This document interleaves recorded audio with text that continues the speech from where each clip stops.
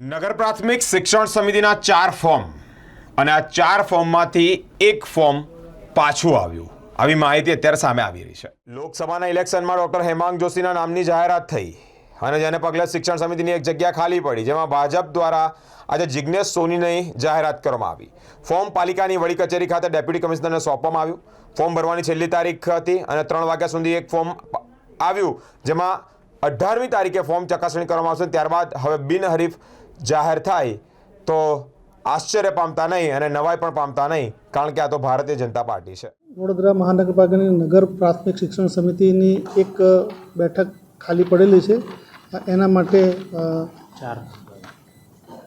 આજ રોજ બપોરે 12 થી 3 કલાકનો ટાઈમ હતો ઉમેદવારી પત્રો સ્વીકારવાનો.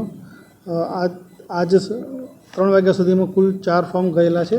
તે પૈકી એક જ ફોર્મ ભરાઈને પરત આવેલ છે અને જે શ્રી જિગ્નેશભાઈ બાબુભાઈ સોની દ્વારા જે ફોર્મ ભરવામાં આવેલું છે. હવે એક જ ફોર્મ ભરવામાં આવ્યું છે. જે ઉમેદવારી પત્ર મળેલા છે એની ચકાસણીની કામગીરી તારીખ 18/7/2024ના રોજ 12 કલાકે વેરિફિકેશન હાથ ધરવામાં આવનાર છે અને ત્યારબાદ આગળની કાર્યવાહી જે ઉમેદવારી પત્ર છે એમાં જે નિર્ણય થાય એના પછી આગળની કાર્યવાહી કરવામાં આવનાર છે.